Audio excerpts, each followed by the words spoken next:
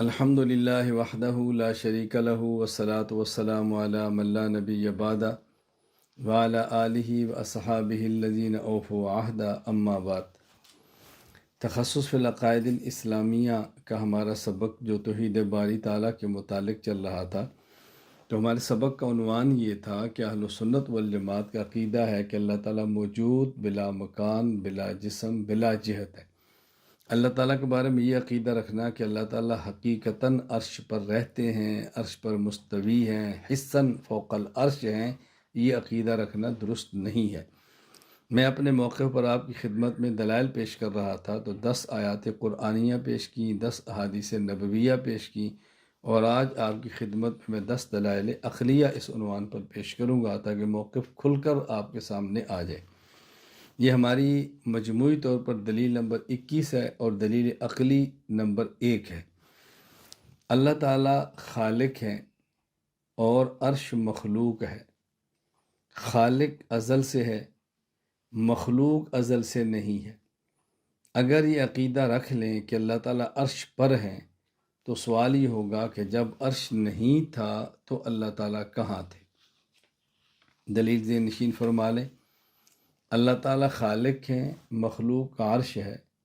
مخلوق عرش، اللہ تعالیٰ خالق ہیں اور عرش مخلوق ہے، اور خالق اللہ تعالیٰ ازل سے ہے، جبکہ مخلوق ازل سے نہیں، ہمیشہ سے نہیں۔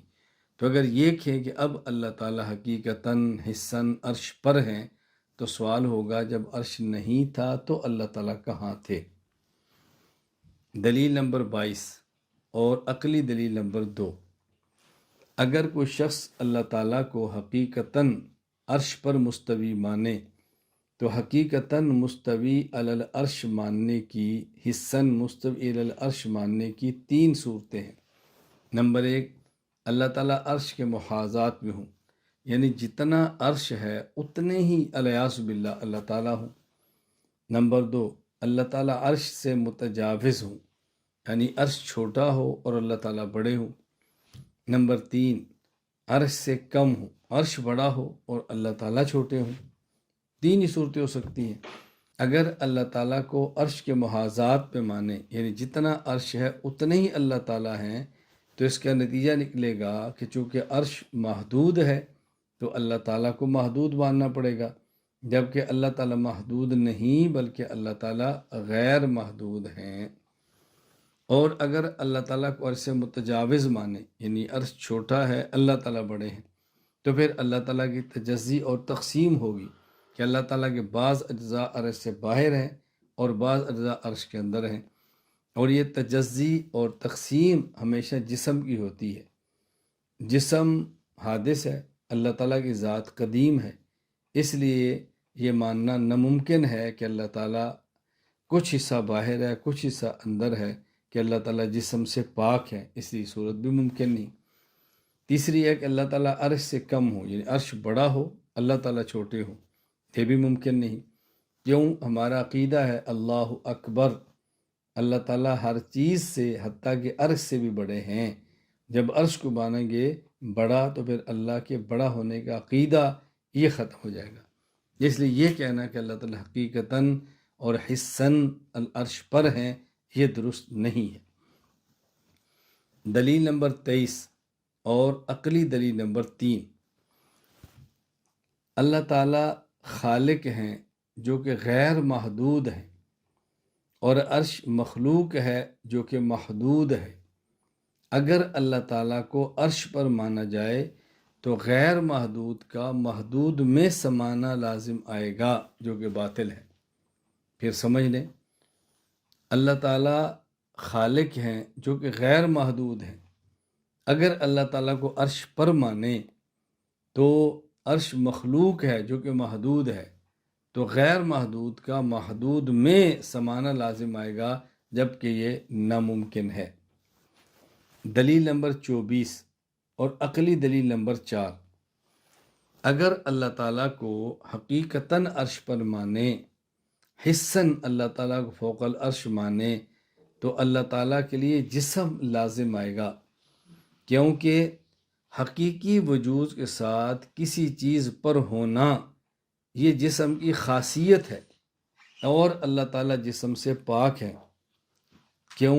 اس لیے کہ جسم مرکب ہوتا ہے، مرکب حادث ہوتا ہے، اللہ تعالیٰ حادث نہیں بلکہ قدیم ہے، اس لیے عقیدہ رکھنا ضروری ہے کہ اللہ تعالیٰ جسم سے پاک ہیں۔ دلیل نمبر 25 اور دلیل عقلی نمبر 5، اگر اللہ تعالیٰ کو حقیقتاً عرش پر مانے، حصاً اللہ تعالیٰ کو عرش پر مانے، تو عرش اللہ تعالیٰ کے لیے مکان ہوگا اور اللہ تعالیٰ اس کے لیے مکین ہوں گے، اور ضابطہ ہے کہ مکان ہمیشہ مکین سے بڑا ہوتا ہے، تو پھر یہ ماننا پڑے گا کہ عرش اللہ تعالیٰ سے بڑے ہیں، حالانکہ عرش چھوٹا ہے اور اللہ تعالیٰ بڑے ہیں۔ اس کو اچھی طرح ذہن نشین فرما لیں۔ میں سمجھانے کے لیے مزید وضاحت کرتا ہوں کہ دیکھیں، میں ایک کمرے کے اندر بیٹھا ہوں، یہ مکان ہے اور میں مکین ہوں۔ میں کرسی پر بیٹھا ہوں، یہ کرسی مکان ہے اور میں مکین ہوں۔ آپ گاڑی میں بیٹھے ہیں تو گاڑی مکان ہے اور آپ مکین ہیں، اور یہ ضابطہ ہے کہ مکین چھوٹا ہوتا ہے اور مکان بڑا ہوتا ہے۔ مکان بڑا ہوگا تو مکین اس کے اندر آئے گا، وگرنہ مکین اس کے اندر کیسے آئے گا؟ اس لیے اگر اللہ تعالیٰ کو حقیقتاً عرش پر مانے تو عرش اللہ تعالیٰ کے لیے مکان ہوگا، اللہ مکین ہوں گے، اور مکان مکین سے بڑا ہوتا ہے تو نتیجہ نکلے گا کہ عرش اللہ تعالیٰ سے بڑا ہے، حالانکہ ہمارا عقیدہ ہے اللہ تعالیٰ ہر چیز حتیٰ کہ عرش سے بھی بڑے ہیں۔ دلیل نمبر 26 اور دلیل عقلی نمبر 6، اگر اللہ تعالیٰ کو حقیقتاً فوق العرش مانے، حصاً اللہ تعالیٰ کو عرش پر مانے، تو نتیجہ نکلے گا کہ عرش مکان ہوگا اور اللہ تعالیٰ مکین ہوں گے، اور مکان محیط ہوتا ہے اور مکین محاط ہوتا ہے، یعنی مکان گھیرنے والا ہوتا ہے اور مکین کو گھیرا ہوتا ہے، تو لازم آئے گا کہ اللہ تعالیٰ مکین ہونے کی بنیاد پر محاط ہوں اور عرش مکان ہونے کی بنیاد پر اللہ کے لیے محیط ہو۔ یہ نص کے خلاف ہے۔ قرآن کریم میں ہے وَكَانَ اللَّهُ بِكُلِّ شَيْءٍ مُحِيطًا، کہ محیط اللہ کی ذات ہے، اللہ کی ذات محاط نہیں ہوتی جس کو گھیرا جائے، اللہ کی ذات محیط ہوتی ہے جو احاطہ کرے۔ اس لیے کہنا درست نہیں ہے کہ اللہ تعالیٰ حقیقتاً عرش پر ہیں، یہ بات ذہن نشین فرما لیں۔ دلیل نمبر 27 اور دلیل عقلی نمبر 7، اگر اللہ تعالیٰ کو حقیقتاً فوق العرش مانے، اللہ تعالیٰ کو حصاً عرش کے اوپر مانے، تو اللہ تعالیٰ کے لیے اوپر کی جہت فوق ماننی پڑے گی، جبکہ اللہ تعالیٰ جہات 6 جہات، اوپر نیچے دائیں بائیں آگے پیچھے، اللہ تعالیٰ جہات 6 سے پاک ہیں۔ جہات 6 سے پاک ہونے کی وجہ کہ جہت حد کو مانگتی ہے، یعنی اگر جہت اوپر ہے تو وہ نیچے نہیں ہے، تو اوپر والی جہت ایک جگہ پر جا کے ختم ہوگی نا، نیچے والی جہت ایک جگہ پر جا کے ختم ہوگی، تو جہت کو حد بندی لازم ہے، اور حد بندی محدود کی ہوتی ہے۔ اللہ تعالیٰ محدود نہیں بلکہ اللہ تعالیٰ غیر محدود ہیں، اس لیے اللہ تعالیٰ کو حقیقتاً عرش پر نہیں مان سکتے۔ دلیل نمبر 27 اور عقلی دلیل نمبر 7، اگر اللہ تعالیٰ کو حقیقتاً فوق العرش مانے تو اللہ تعالیٰ کے لیے جہت فوق لازم آئے گی کہ اللہ تعالیٰ اوپر کی جانب ہے، جبکہ اللہ تعالیٰ جہات 6 سے پاک ہیں، 6 جہات سے پاک ہے، اوپر نیچے دائیں بائیں آگے اور پیچھے۔ اس کی وجہ اس لیے کہ جہت کو حد بندی لازم ہے، اور حد بندی ہمیشہ جسم کی ہوتی ہے، اور اللہ تعالیٰ جسم سے پاک ہے، لہٰذا اللہ تعالیٰ حقیقتاً فوق العرش اور فوق کی جہت سے بھی پاک ہے۔ یہاں میں وضاحت کرنا چاہتا ہوں، 2 باتوں میں فرق سمجھ لیں۔ میں نے یہ کہا اگر اللہ تعالیٰ کو فوق العرش ماننے تو اللہ تعالیٰ کی جہت فوق ماننی پڑے گی، اور اللہ تعالیٰ جہات 6 سے پاک ہے۔ یہ جہات 6 سے پاک ہونے کی وجہ کیونکہ جہت کو حد بندی لازم ہے، جہت ایک جگہ پر جا کے محدود ہو جاتی ہے۔ دونوں دلیل میں فرق کیا ہے؟ پہلی کا حاصل یہ تھا کہ جہت کو حد بندی لازم ہے اور حد بندی محدود کی ہوتی ہے، اور اللہ غیر محدود ہے۔ اور دوسری دلیل کا حاصل کیا ہے کہ جہت کو حد بندی لازم ہے، حد بندی جسم کی ہوتی ہے، اللہ تعالیٰ جسم ہونے سے پاک ہے۔ تو دو دلیلوں میں تھوڑا سا فرق ذہن نشین فرمائیں کہ آپ ایسا نہ سمجھا کہ ایک دلیل ہے جس کو میں نے دو دلیلیں بنا کر پیش کر دیا ہے۔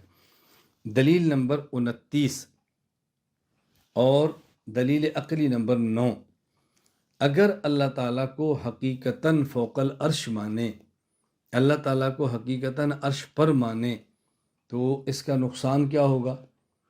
نقصان یہ ہوگا، ماننا پڑے گا کہ اللہ تعالیٰ کو کسی نے تھاما ہوا ہے، کسی نے اٹھایا ہوا ہے۔ آپ کہیں گے جی کیوں؟ اس لیے کہ اس وقت فرشتوں 4 فرشتے جنہوں نے اللہ کے عرش کو اٹھایا ہوا ہے، اور قیامت کے دن 4 مزید ہوں گے، 8 فرشتے اللہ کے عرش کو اٹھائیں گے۔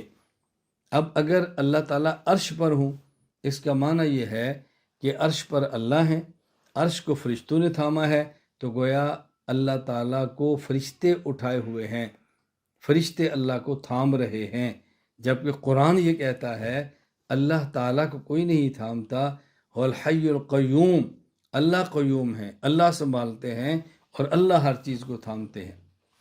دلیل نمبر 30 اور دلیل عقلی نمبر 10، اگر اللہ تعالیٰ کو حقیقتاً فوق العرش مانے، اللہ تعالیٰ کو حصاً عرش کے اوپر مانے، اور استوا کا معنی کریں قعود یا استقرار، کہ اللہ تعالیٰ بیٹھے ہیں، اللہ تعالیٰ ٹھہرے ہوئے ہیں، اگر یہ معنی کریں تو لازم آئے گا کہ جس طرح اللہ تعالیٰ کی ذات قدیم ہے، اللہ کا عرش بھی قدیم ہو، حالانکہ عرش قدیم نہیں ہے، مخلوق ہے، اور مخلوق حادث ہوتی ہے، قدیم نہیں ہوتی۔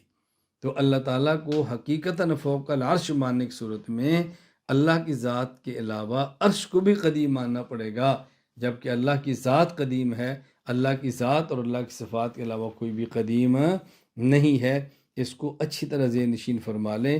صحیح بخاری میں حدیث موجود ہے، حدیث نمبر 7418، عمران بن حسین رضی اللہ عنہ فرماتے ہیں کہ رسول اکرم صلی اللہ علیہ وسلم فرمایا، کان اللہ ولم یکن شیء قبل، اللہ تھے اور اللہ سے پہلے کوئی نہیں تھا، اس لیے عرش بھی اللہ سے پہلے نہیں تھا۔ یہ بات اچھی طرح ذہن نشین فرما لیں، اللہ تعالی ہمیں بات سمجھنے کی توفیق عطا فرمائے۔ خلاصہ یہ ہے کہ استوا علی العرش یہ اللہ کی صفت متشابہہ ہے جس کا معنی ہم نہیں جانتے، اس لیے اللہ تعالیٰ کے بارے میں یہ عقیدہ رکھنا کہ اللہ تعالیٰ مستوی علی العرش ہیں، یہ ہمارا عقیدہ ہے۔ اس کا انکار کرنے سے بندہ دائرہ اسلام سے نکل جاتا ہے، لیکن مستوی علی العرش کا یہ معنی کرنا کہ اللہ تعالیٰ عرش پہ بیٹھے ہیں، عرش پہ رہتے ہیں، یہ معنی غلط ہے، یہ تعبیر غلط ہے، یہ متشابہات میں سے ہے۔ پھر اللہ کے بارے میں کیا عقیدہ رکھیں؟ اللہ کہاں پر ہیں؟ تو یہ عقیدہ رکھیں اللہ تعالیٰ موجود بلا مکان، بلا جسم، بلا جہت ہے، جس کو سمجھانے کے لیے عوامی انداز میں کہا جاتا ہے اللہ تعالیٰ ہر جگہ موجود ہیں، ہر جگہ میں موجود ہیں نہیں، اللہ تعالیٰ ہر جگہ موجود ہیں۔ ہر جگہ موجود ہونا الگ ہے اور ہر جگہ میں موجود ہونا الگ ہے۔ ہم ہر جگہ موجود ہونے کے قائل ہیں، ہر جگہ میں موجود ہونے کے قائل نہیں ہیں۔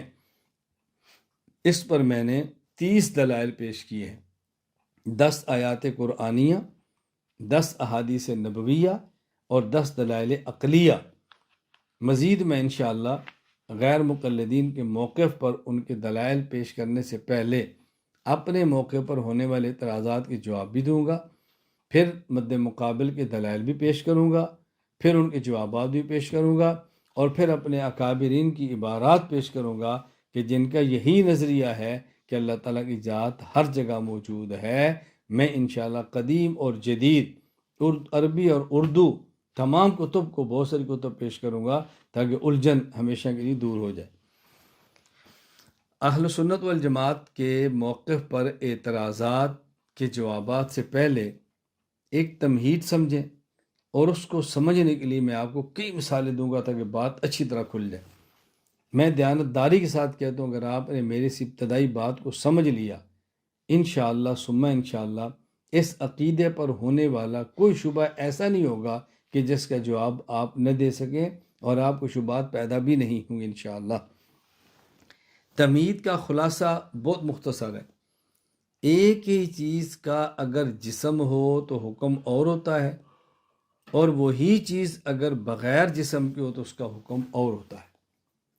ایک ہی چیز اگر جسم کے ساتھ ہو تو حکم اور ہے، اور وہی چیز اگر بلا جسم ہو تو حکم اور ہوتا ہے۔ یہ ذرا اس کو مثالوں سے اچھی طرح سمجھیں۔ میں مثال دیتا ہوں۔ نمبر 1، اگر ایک الماری ہے اور اس الماری میں 10 کتابیں رکھنے کی گنجائش ہے، اور ہر کتاب کا حجم وہ 2 انچ ہے۔ بات توجہ سمجھنا۔ اگر وہاں پہ 10 کتابیں موجود ہیں اور آپ کتاب ایک اور رکھنا چاہیں تو ضروری ہے کہ ایک کتاب کو نکال لیں تاکہ گنجائش بن جائے۔ ایک الماری ہے جس میں 10 کتابیں رکھنے کی گنجائش موجود ہے، اور ہر کتاب مثلاً 2 انچ کی ہے۔ آپ چاہتے ہیں کہ اسی الماری میں قرآن کریم رکھیں، تو ضروری ہے کہ آپ ایک کتاب نکال لیں اور اس کی جگہ پہ قرآن کریم رکھیں، وگرنہ قرآن کریم کو رکھنا ممکن نہیں ہوگا، اس لیے کہ وہاں جگہ ہی موجود نہیں ہے۔ لیکن یہ وہ قرآن کریم ہے جو مصحف کی صورت میں ہے، جو جسم والا ہے۔ اگر یہی قرآن کریم الحمد سے لے کر والناس تک بغیر مصحف کے کوئی شخص حفظ کر لے اور اس کے دماغ یا دل میں قرآن کریم محفوظ ہو، تو دل اور دماغ میں قرآن کریم رکھنے کے لیے دل اور دماغ کے کچھ حصوں کو باہر نہیں نکال سکتے کہ جی پہلے نکالیں گے تو پھر قرآن رکھیں گے۔ اب دیکھیں، ایک ہی قرآن ہے، جب وہ مصحف اور جسم والا ہے اس کو تب رکھیں گے جب کچھ جگہ خالی کریں، اور وہی قرآن جب بغیر مصحف اور جسم کے ہوگا، وہ دل یا دماغ میں محفوظ کرنا چاہیں تو آپ کو دل کے کچھ حصے باہر نکال کر قرآن نہیں رکھنا پڑے گا۔ تو جب قرآن کریم ایک ہے، وہ جسم والا ہے تو حکم اور ہے، اور وہی قرآن جب بغیر جسم کے تو اس کا حکم اور ہے۔ یہ بات اچھی طرح ذہن نشین فرمائیں۔ مثال نمبر 2، اگر کوئی شخص بیت الخلاء میں جائے اور اس کے ہاتھ میں مصحف قرآن کریم کا نسخہ جسم والا موجود ہو اور اپنے ہاتھ میں اس قرآن کو پکڑ کر جائے، یہ جائز نہیں ہے، یہ بے ادبی ہے، ٹھیک نہیں۔ لیکن اگر کوئی شخص جس نے قرآن کریم حفظ کیا ہے اور یہی قرآن اس کے دل اور دماغ میں محفوظ ہے، وہ بیت الخلاء میں جائے، اسی قرآن کے ساتھ جائے گا جو اس کے دل میں یا دماغ میں محفوظ ہے، اب یہ بے ادبی نہیں۔ کیوں؟ جب قرآن جسم والا ہے، اس کے ساتھ بیت الخلاء جانا حکم اور ہے، اور وہی قرآن جب بلا جسم ہے اور دل و دماغ میں محفوظ ہے، اب اس کے ساتھ بیت الخلاء میں جانا حکم اور ہے۔ دیکھیں کتنا فرق ہے۔ مثال نمبر 3، اگر قرآن کریم نیچے رکھا ہو اور کوئی عالم کرسی پر بیٹھا ہو، یہ بے ادبی ہے۔ توجہ رکھنا، اگر قرآن کریم مصحف نسخہ نیچے ہو اور عالم کرسی پر بیٹھا ہو، یہ بے ادبی ہے۔ لیکن اگر کوئی شخص کرسی پر بیٹھا ہو، ممبر پر بیٹھا ہو، اونچی جگہ پر بیٹھ کر بیان کر رہا ہو، اور اس کی کرسی کے نیچے ایک ایسا شخص بیٹھا ہو جو قرآن کا حافظ ہو، تو بے ادبی نہیں ہے۔ تو جب قرآن مصحف اور جسم والا نیچے ہو اور بندہ کرسی پر ہو، یہ ادب کے خلاف ہے۔ لیکن اگر اسی قرآن کا حافظ اگر کرسی کے نیچے ہو اور بیان کرنے والا کرسی پر ہو، یہ ادب کے خلاف نہیں۔ کیوں؟ جب قرآن مصحف جسم کی صورت میں ہوگا حکم اور ہے، اور جب بلا جسم ہوگا تو حکم اور ہے۔ مثال نمبر 4، دیکھیں میں کتنی مثالیں دے رہا ہوں آپ کو بات سمجھانے کے لیے، تاکہ عقیدہ آپ کے دماغ میں بیٹھے اور الجھنیں دور ہوں۔ مثال نمبر 4، اگر کوئی شخص اپنے بستر پر، اپنی چارپائی پر، اپنے بیڈ پر قرآن کریم رکھے اور اس قرآن پر لیٹ جائے، ادب کے خلاف ہے، بے ادبی ہے۔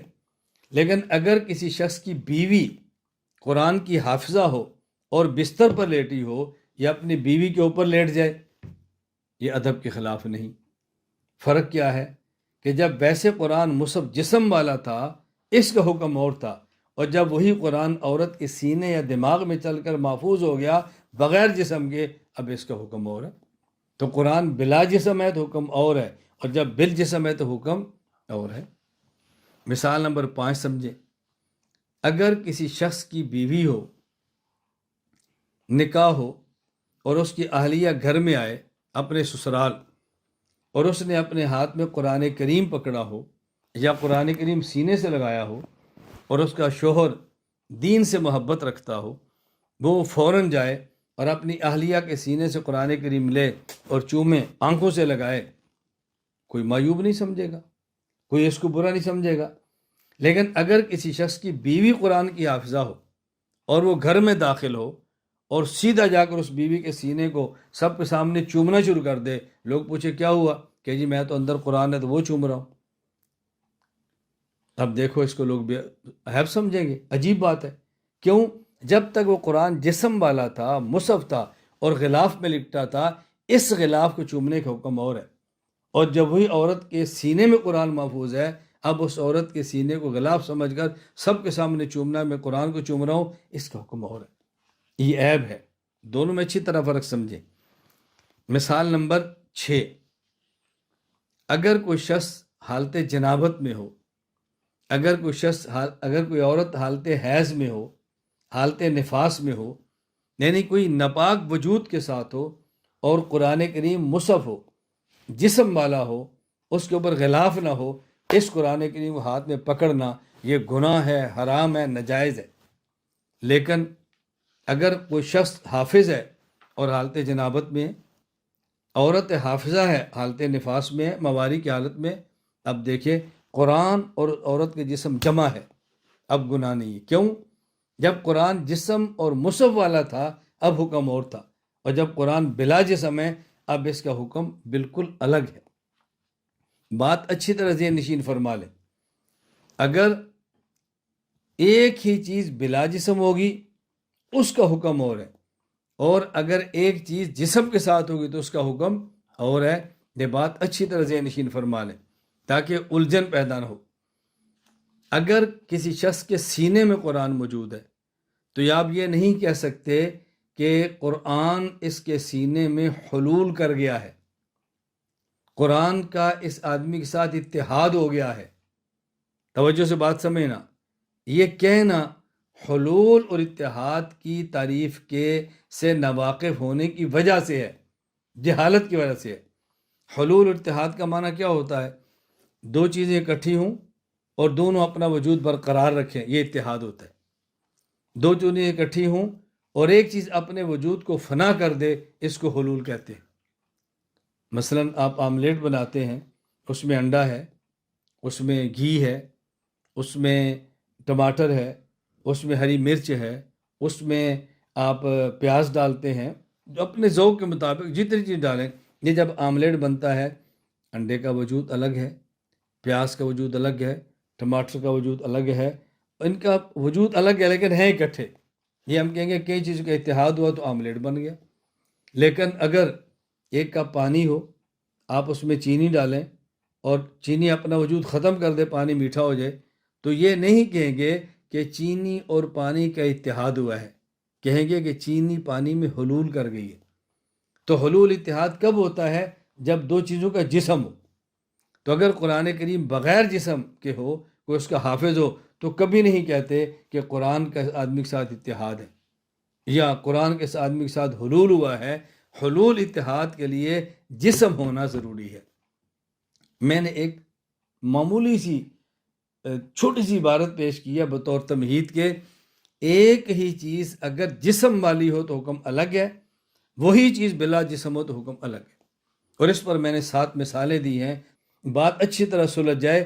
میں یہ بات بار بار کہتا ہوں، چیخ کے کہتا ہوں کہ عقائد میں الجھنیں اس وجہ سے ہیں کہ عقائد سمجھ نہیں آئے۔ میں بارہا یہ بات کہہ چکا ہوں، اگر ہمارا عقیدہ ہمارے مخالف کو سمجھ آ جائے، وہ ہم پر اعتراض نہ کرے، اور ہمارا عقیدہ ہمیں سمجھ آ جائے، ہم اپنے اوپر ہونے والے اعتراض کا جواب دے دیں۔ مخالف کو سمجھ نہیں آیا، وہ اعتراض کرتا ہے، ہمیں سمجھ نہیں آیا تو ہم جواب نہیں دے پاتے، دونوں ایک جیسے۔ بھئی سمجھ تو آئے، جب ہم کہتے ہیں اللہ ہر جگہ پر ہے، اس کا مطلب کیا ہے؟ مستوی علی العرش کا مطلب کیا ہے؟ پھر الجھنیں دور ہوگی۔ اور مجھے تعجب ہوتا ہے کہ جب لوگ میڈیا پر بیٹھ کر یہ بات کہہ دیتے ہیں کہ اللہ تعالیٰ عرش پر ہے، ظاہری نصوص اس کا ساتھ دیتی ہیں، پتہ نہیں وہ کون سی ظاہر نصوص ہے اس کا ساتھ دیتی ہے۔ میں مزید آگے جب تفصیل سے شبہات کے جواب اور سارے دلائل پیش کروں گا تو آپ کو اندازہ ہوگا کہ نصوص ظاہر کس کا ساتھ دیتی ہے، ظاہر نصوص کس کو بیان کرتی ہے۔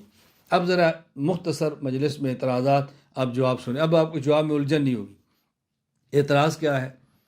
ہم کہتے ہیں اللہ ہر جگہ موجود ہے، لوگ اعتراض کرتے ہیں کیا اللہ بیت الخلاء میں بھی موجود ہے؟ اگر آپ کہتے ہیں بیت الخلاء میں موجود نہیں تو آپ کا نظریہ تو ہر جگہ موجود ہے، عقیدہ ٹوٹ گیا۔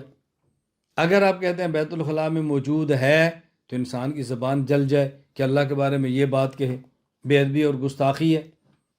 اب دیکھو نا کس طرح ٹیکنیکل طریقے پر سوال پڑھائے گئے ہیں کہ لوگ لاجواب ہو جائیں۔ اللہ تعالیٰ بیت الخلاء میں ہے، اگر کہیں جی ہے تو بے ادبی، اگر کہیں نہیں تو ہر جگہ ہونے کا عقیدہ ٹوٹ گیا۔ یہ ہے سوال، اور یہ ان سوالات میں سے ایک سوال ہے کہ جو ہمارے مد مقابل کے ہاں اتنا بڑا سوال سمجھا جاتا ہے، ان کی نظر میں شاید جبریل بھی اترا ہے تو جواب نہیں دے پائے گا، اور اس سمجھتا ہم نے بہت بڑا سوال گھڑ لیا ہے۔ جواب ذہن نشین فرمائے۔ جواب نمبر 1، ہم نے کہا یہ اعتراض تب ہوتا ہے جب ہم اللہ تعالیٰ کو وجود بمعنی جسم کے ساتھ مانیں، وجود بمعنی جسم کے ساتھ مانے، پھر اعتراض ہے اللہ بیت الخلاء میں موجود ہے کہ نہیں۔ ہم اللہ تعالیٰ کو جسم کے ساتھ نہیں مانتے، ہم اللہ تعالیٰ کو بلا جسم مانتے ہیں۔ جس طرح قرآن کریم جسم والا ہو بیت الخلاء میں لے جانا گناہ ہے، لیکن بلا جسم آدمی کے سینے میں موجود ہو اس کو لے جانا کوئی گناہ نہیں۔ تو اعتراض اس لیے آیا کہ لوگوں کا ذہن تھا کہ اللہ تعالیٰ جسم والا ہے، اب پوچھتے ہیں بیت الخلاء میں ہے یا نہیں۔ میں اس کو دوسرے انداز میں سمجھاتا ہوں تاکہ بات آپ کو بہت جلدی سمجھ آئے۔ میں کئی بار ایک بات کہا کرتا ہوں، درس گاہ کی زبان الگ ہوتی ہے، سٹیج کی زبان الگ ہوتی ہے، مناظرہ کی زبان الگ ہوتی ہے، جہاد کی زبان الگ ہوتی ہے، خانقاہ کی زبان الگ ہوتی ہے۔ میں اللہ کا شکر ادا کرتا ہوں کہ اللہ تعالیٰ نے مجھے ہر لہجے میں ہر سٹیج کے مطابق گفتگو کرنے کی صلاحیت عطا فرمائی ہے۔ اس میں میرا کوئی کمال نہیں، میں کہتا ہوں اللہ کا کرم ہے۔ مجھے اب ذرا اس کا جواب سمجھیں۔ مجھ سے ایک غیر مقلد نے پوچھا کیا اللہ تعالیٰ ہر جگہ موجود ہے؟ میں نے کہا اعتراض کیا ہے؟ کہا جی کیا بیت الخلاء میں بھی ہے؟ میں نے کہا اچھا مجھے تم بتاؤ کیا تمہارے سینے میں قرآن موجود ہے؟ توجہ رکھنا۔ مجھے کہتا ہے جی نہیں۔ میں نے کہا اچھا محفوظ ہے؟ کہتا ہے جی ہاں۔ تو میں نے کہا جب محفوظ کب ہوگا؟ جب موجود ہوگا نا، جب موجود نہیں ہوگا تو محفوظ کیسے ہوگا؟ میں کہتا ہوں میری جیب میں پیسے موجود تو نہیں لیکن محفوظ ہیں، میرے گھر میں گندم موجود تو نہیں لیکن محفوظ ہے۔ بھائی تیرے سینے میں قرآن موجود ہوگا تو محفوظ ہوگا، کیسے محفوظ ہوگا؟ کہا جی مجھے بات سمجھ آ گئی۔ میں نے کہا اچھا اب مجھے بتاؤ بیت الخلاء میں قرآن کو لے کر جانا جائز ہے؟ کہتا ہے جی نہیں۔ میں نے کہا تم بیت الخلاء جاتے ہو؟ کہا جی ہاں۔ تو میں نے کہا جب تم بیت الخلاء جاتے ہو سینہ پھاڑ کے قرآن رکھ کے پھر بیت الخلاء جاتے ہو؟ کہا جی نہیں۔ میں نے کہا پھر؟ کہا جی اعتراض تو تب ہے نا کہ جب قرآن کا جسم ہو، قرآن تو جسم سے پاک ہے۔ میں نے کہا اسی طرح اللہ بھی جسم سے پاک، جسم سے پاک ہے، اب کیا الجھن ہے تمہیں؟ سمجھنا۔ جواب نمبر 2، رمضان المبارک کا مہینہ ہر جگہ موجود ہے۔ اگر کوئی شخص پوچھے کہ بیت الخلاء میں رمضان ہے یا نہیں، اگر بیت الخلاء میں رمضان نہیں تو رمضان ہر جگہ نہ ہوا، اور اگر رمضان بیت الخلاء میں ہے تو برکت والا رمضان بیت الخلاء میں کیسے آ گیا؟ اب ہم کیا کہیں گے؟ بھئی اعتراضات تب ہیں جب رمضان جسم والا ہو، جب بغیر جسم کے ہو تو پھر رمضان کے ہر جگہ ہونے پر کیا اعتراض ہے؟ میں ایک جگہ پر تھا، ایک غیر مقلد کے دفتر میں بیٹھا ہوا تھا، مجھے وہ کہنے لگا رمضان کا مہینہ تھا، مجھے وہ کہنے لگا کہ مولانا تب اللہ تعالیٰ ہر جگہ موجود ہے۔ میں نے کہا کیا اشکال ہے؟ کہا جی ہاں بازار میں بھی موجود ہے، ہماری دکان پہ بھی ہے۔ میں نے کہا اشکال کیا ہے؟ کہا جی اللہ تو برکت والے ہیں، بازار تو گندی جگہ ہے، تو گندی جگہ میں اللہ کیسے ہوں گے؟ میں نے کہا آج مہینہ کون سا ہے؟ کہا جی رمضان کا۔ میں نے کہا رمضان صرف مسجد میں ہے یا تمہارے بازار اور دکان میں بھی ہے؟ کیا جی ہے۔ میں نے کہا پھر یہ بتائیں کہ اگر رمضان تمہاری دکان میں بھی ہے، رمضان تو برکت والا ہے، برکت والا رمضان تمہاری دکان میں کہاں سے آ گئی؟ تو اس کو تو مسجد میں ہونا چاہیے۔ کہا جی مولانا صاحب اس کا کوئی جسم ہے؟ تو میں نے کہا کوئی اللہ تعالیٰ کا جسم ہے۔ جس طرح رمضان بلا جسم ہے ہر جگہ پر ہے، اللہ کی ذات بلا جسم ہے ہر جگہ پر ہے۔ الجھنے اس وجہ سے ہے کہ لوگ سمجھتے ہیں شاید اللہ تعالیٰ کا الیاذ باللہ جسم۔ آپ یقین فرمائیں کہ مجھے یہ بات کہتے ڈر بھی لگتا ہے، حیا بھی آتی ہے۔ میں کس طرح یہ بات آپ خدمت میں عرض کروں، اللہ مجھے محفوظ فرمائے۔ میں نے اپنے کانوں سے سنا ہے یہ بات کہتے ہوئے جلسوں میں مد مقابل علماء کو۔ اللہ تعالیٰ ہر جگہ پر ہے، یہ دیکھنا میری کرسی کے نیچے ہے کہ نہیں، الیاذ باللہ الیاذ باللہ۔ کس قدر بے ادبی اور کس قدر سینہ زوری ہے، انسان کو شرم آتی ہے ایسی بات کہتے ہوئے۔ خیر، جواب نمبر 3، اس جواب کو بہت اچھی طرح سمجھنا۔ بعض چیزیں ایسی ہیں کہ آپ ان کو اجمالاً بیان کریں تو مناسب ہے، تفصیلاً بیان کریں تو نامناسب ہے۔ اجمالی طور پر بیان کریں تو ادب ہے، اور تفصیل کے ساتھ بیان کریں تو بے ادبی ہے۔ میں اس کی مثال دیتا ہوں، 2-3 مثالیں سمجھ لیں۔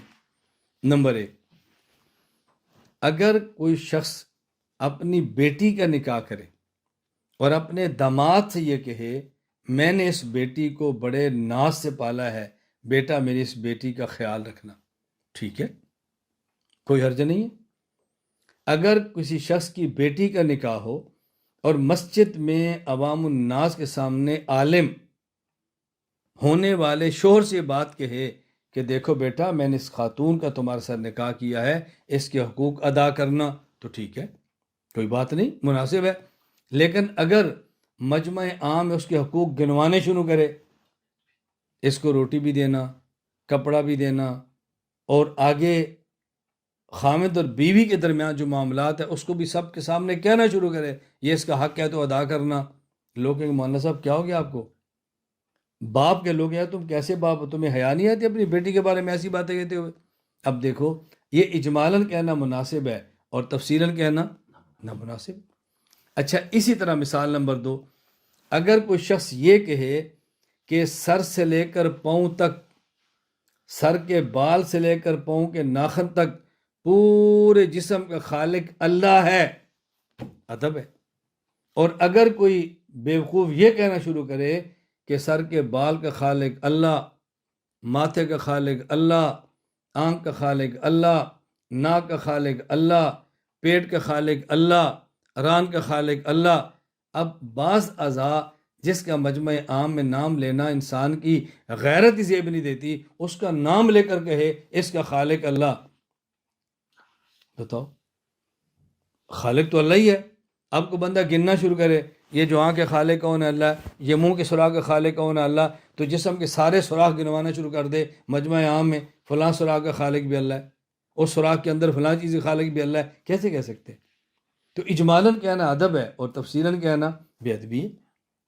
اسی طرح مثال نمبر 3، اگر کوئی شخص یہ کہے کہ دنیا میں تمام چیزوں کا خالق اللہ ہے، ادب ہے، اب گنوانا شروع کرے، پیشاب کا خالق بھی اللہ ہے، پخانے کا خالق بھی اللہ ہے، پخانے کے کیڑے کا خالق بھی اللہ ہے، اس کی بو کا خالق، لوگ یار بس کر یار، ہمیں قیا نہیں شروع ہو گئی ہے، یہ کیا تو شروع ہو گیا ہے، غلاظت بکر ہے، تو کیا میں جھوٹ بول رہا ہوں؟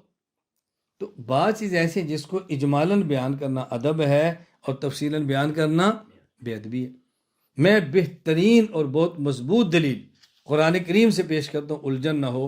سورۃ الاحزاب آیت نمبر 72، اللہ فرماتے ہیں وَحَمَلَهَا الْإِنسَانُ إِنَّهُ كَانَ ظَلُومًا جَهُولًا، اللہ نے فرمایا انسان ظلوم بھی ہے، ظالم بھی ہے، اور جہول جاہل بھی ہے۔ اب کو بندہ یہ کہے کہ اللہ نے فرمایا انسان ظالم اور جاہل ہے، انسان کافر ہو تب بھی ظالم جاہل، مومن ہو تب بھی ظالم جاہل، تابعی ہو، صحابی ہو، نبی ہو، الیاذ باللہ، انسان میں تو سارے آ رہے ہیں۔ اب بتاؤ کس قدر گستاخی ہے، انسان کو ایمان سے نکال دے گی۔ تو جی میں تو قرآن پڑھ رہا ہوں، قرآن نے کہا انسان ظالم ہے، کہ آدم سے کہ رسول اللہ صلی اللہ علیہ وسلم سارے انبیاء انسان نہیں ہیں؟ اب اس گدھے کو کیسے سمجھائیں کہ ابھی دیگر آیات کو دیکھ کر فیصلہ کرو؟ میں اس لیے بات کہہ رہا ہوں کہ اجمالاً بات کہنا اور ہے اور تفصیلاً بات کہنا، ایک بات کو اجمالاً کہیں گے تو ادب ہے، تفصیلاً کہیں گے تو بے ادبی ہے۔ اسی طرح یہ کہنا اللہ ہر جگہ ہے، یہ ادب ہے. جگہ گنوانا شروع کرے یہ بے ادبی، یہ بے ادبی ہے. اعتراض نمبر 2، یہاں بہت آسان سا اس کا جواب ہے. اعتراض نمبر 2، اعتراض کیا ہے کہ بعض لوگ کہتے ہیں اچھا یہ بتائیں اللہ ہر جگہ پر ہے تو اللہ کا ہر چیز کے ساتھ حلول ہے یا اتحاد ہے؟ جب بھی دو چیزیں ایک ہوتی ہیں حلول ہوتا ہے اتحاد ہوتا ہے. ہم کہتے ہیں اللہ ہر جگہ پر ہے، حلول بھی نہیں اتحاد بھی نہیں. کہا جی یہ کیسے ممکن ہے؟ ہم نے کہا حلول اور اتحاد صفتیں ہیں جسم کی. اللہ جسم سے پاک ہے تو حلول بھی نہیں ہوگا اتحاد بھی نہیں ہوگا. میں بتا چکا ہوں کہ حلول کا معنی دو چیزیں ایک ہوں اور ایک اپنے وجود کو فنا کر دے. جس طرح آپ پانی میں چینی ڈالیں اور چینی اپنے وجود کو فنا کر دے تو کہیں گے چینی کا پانی میں حلول ہو گیا. اور اتحاد چند چیزیں جمع ہوں یا دو جمع ہوں، ہر ایک اپنا وجود برقرار بھی رکھے اور اکٹھی بھی ہوں، یہ اتحاد ہے.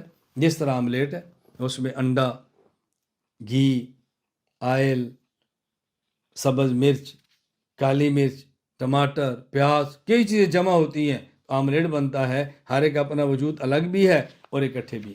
اس لیے نہ حلول ہے اور نہ اتحاد ہے. اس کو اچھی طرح ذہن نشین فرما لیں. اعتراض نمبر 3، کہتے ہیں جب اللہ تعالیٰ کو ہر جگہ مانتے ہیں تو جو اعتراض اللہ تعالیٰ کو عرش پر ماننے سے لازم آتے ہیں وہی ہر جگہ ماننے سے لازم آئیں گے. جس طرح عرش مکان ہے تو ہر جگہ بھی تو مکان ہے. آپ کہتے ہیں اللہ کو عرش پر مانیں گے، عرش مکان ہے، اللہ مکین ہے، مکان مکین سے بڑا ہوتا ہے تو عرش اللہ سے بڑا ہوگا. تو جب آپ ہر جگہ پہ مانو گے تو ہر جگہ مکان ہوگی، اللہ مکین ہوگے تو پھر ہر جگہ اللہ سے بڑی ہوگی. اعتراض تو ہاں بھی ہے. یہ اعتراض مضبوط ہے. میں نے کئی بار آپ سے کہا معقول اعتراض ہو، کرنے والا اعتراض کرنے والا غیر معقول ہو، میں داد دیتا ہوں. اعتراض معقول ہو، اعتراض کرنے والا غیر معقول ہو، میں تب بھی داد دیتا ہوں. اعتراض غیر معقول ہو، کرنے والا معقول انسان بھی ہو، اس اعتراض کی قیمت کوئی نہیں ہوتی. یہ اعتراض معقول ہے. اعتراض کا خلاصہ کیا ہے؟ جب آپ کہتے ہیں کہ اللہ تعالیٰ کو عرش پر مانیں، عرش کو اللہ کا مکان مانیں تو اعتراضات ہیں. مکان مکین سے بڑا ہوتا ہے، مکان مکین کو محیط ہوتا ہے. تو جب اللہ کو ہر جگہ مانیں گے تو ہر جگہ اللہ کو محیط ہوگی، ہر جگہ اللہ سے بڑی ہوگی. وہ اعتراض تو یہاں پر بھی ہوں گے. جواب اچھی طرح ذہن نشین فرما لیں. میں کہتا ہوں ایک ہے بلا مکان موجود ہونا، ایک ہوتا ہے خاص مکان میں موجود ہونا. غیر مقلد کہتے ہیں اللہ عرش یعنی خاص مکان پر ہے. ہم کہتے ہیں اللہ موجود بلا مکان ہے، مکان سے پاک ہے. اور جو ہم کہتے ہیں ہر جگہ موجود ہے، یہ ہر جگہ موجود، یہ تعمیم امکنہ، یہ تعبیر لامکاں کی ہے. یعنی بندے کو یہ سمجھانا کہ لامکاں ہے یہ عوام الناس سمجھ سے باہر ہے. ہم ان کو سمجھانے کے لیے کہتے ہیں اللہ ہر جگہ موجود ہے. اور ہر جگہ موجود ہونے کا معنی جب جگہ نہیں تھی اللہ تب بھی تھے، جگہیں ہیں اللہ اب بھی ہیں، جب جگہ نہیں ہوگی اللہ تب بھی ہوں گے. یہ ہے معنی ہر جگہ ہونے کا. یہ معنی نہیں ہے کہ اللہ کسی جگہ پر موجود ہے. ہم اللہ کو موجود بلا مکان مانتے ہیں، موجود بلا جہت مانتے ہیں، موجود بلا جسم مانتے ہیں. اللہ تعالی ہمیں اپنے عقیدے کو سمجھ کر سمجھانے کی اور پوری امت میں عام کرنے کی توفیق عطا فرمائے. اللہ مجھے اور آپ کو عقیدہ سمجھ کر سمجھانے کی توفیق عطا فرمائے. وآخر دعوانا الحمدللہ رب العالمین.